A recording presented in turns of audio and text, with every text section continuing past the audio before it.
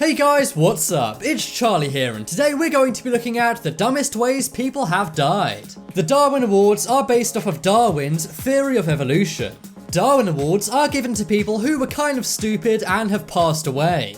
Some of these are silly accidents, while others are cases of instant karma. But before we get into it, why not subscribe and press the notification bell too.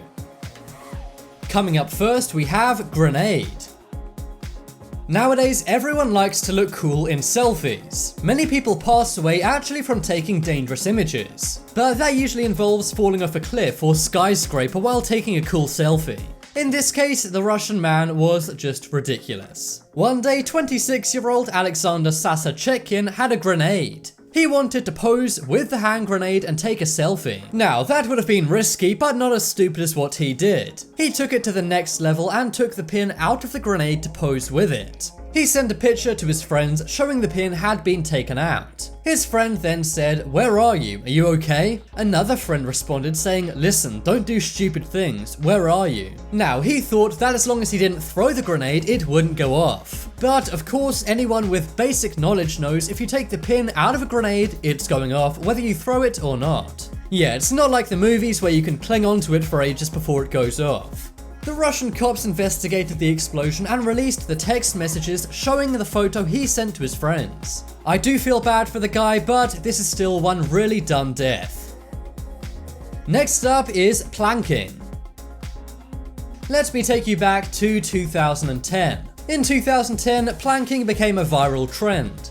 It consisted of simply lying down like a plank. Sometimes people would do this in an unusual location and take a funny photo, or at least it was funny back in 2010. Planking actually started as a trend in Australia and was biggest there. Well, on May 5th, 2011 in Brisbane, Australia, a 20-year-old decided to do some planking. He then attempted to take a photograph of himself doing this on the skyscraper. He stretched himself on a railing over a skyscraper.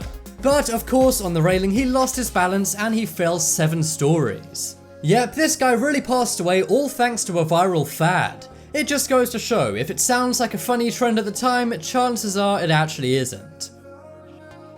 Next up is anti-helmet rider.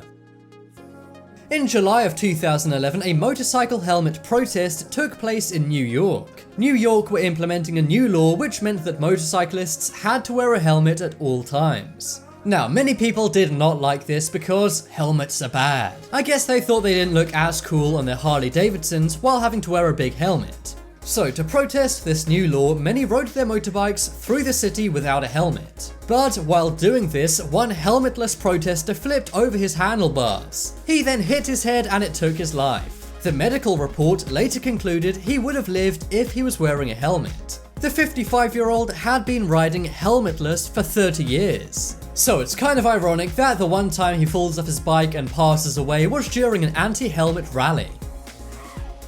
Next up is window test.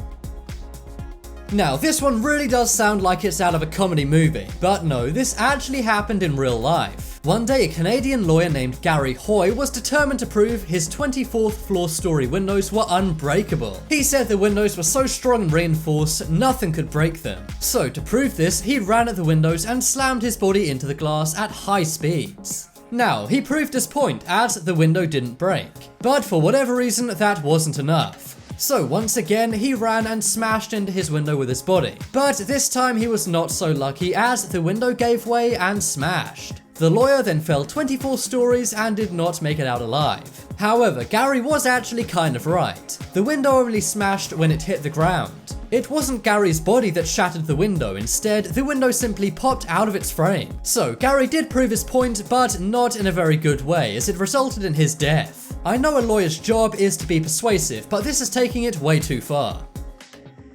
Next up is wife tosser. This is one case of instant karma in the form of a Darwin Award. And this took place in Buenos Aires, Argentina. One day a married couple were having a dispute in their 8th floor apartment. That was when the 25-year-old husband picked up his 20-year-old wife. He then chucked her off the balcony of their 8th floor apartment. But she didn't hit the ground. Instead, she was tangled in the power lines below. Enraged that she was okay, he then leapt from the balcony himself towards his wife. But he totally missed the power lines and instead hit the ground. The guy obviously did not make it out of the situation alive, but the woman managed to swing off the wires onto a nearby balcony like James Bond. Luckily, the 20-year-old woman saved herself and the 25-year-old wife tosser did not. This really is one case of instant karma, and I think the moral of this story is don't throw your wife off a balcony. I don't know, that just seems to be a pretty good rule to live by. Next up is elephant dung. One day a zookeeper was helping an elephant with some digestive problems. Normally you would just wait for these things to sort themselves out naturally, but the zookeeper had a unique idea and decided to give the elephant some laxatives. He then waited for the laxatives to work on this elephant. However, while he was waiting, he stood behind the elephant for some reason. The elephant then relieved itself all over the zookeeper, but the force of it was so powerful it actually pushed the zookeeper onto the ground. The zookeeper was buried in 120 kilos of elephant dung, and this ended up actually taking the zookeeper's life. This happened at a zoo in Paderborn, Germany. It was said that the sheer force of the elephant's dung knocked the zookeeper onto the ground. The zookeeper named Stefan then was buried on top of all of this elephant dung. He lay there for an hour underneath the dung, and unfortunately by the time someone came to rescue him, he had suffocated. Next up is loud music. This is one story you should show to your friend who plays their music way too loud in their headphones. In 2010, a man was walking on a beach in South Carolina, USA. He was listening to his iPod with the volume on full, but that was when an aeroplane smashed right into him when it made an emergency landing. The guy in the red shirt had been listening to music so loudly that he didn't hear the roar of the plane's engines behind him. The man was wearing a bright red shirt, and many said, why didn't the pilot just move out of the way of this man and land anywhere else on the beach? But I guess the plane was so out of control he had no option but to land right on top of this guy. I don't know what song he was listening to so loudly that he couldn't hear the roar of a jet's engines right behind him. But sadly this guy was hit by the plane and did not make it out okay. Next up is Wi-Fi hotspot.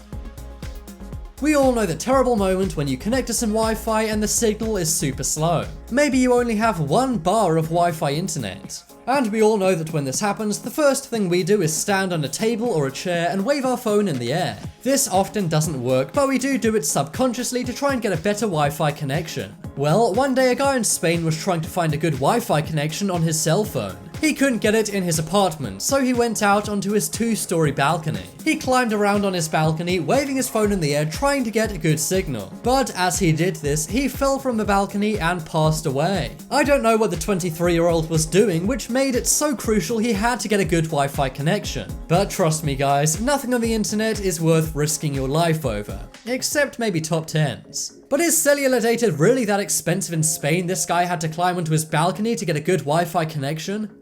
And finally on our list of Darwin Awards we have Video Gamer.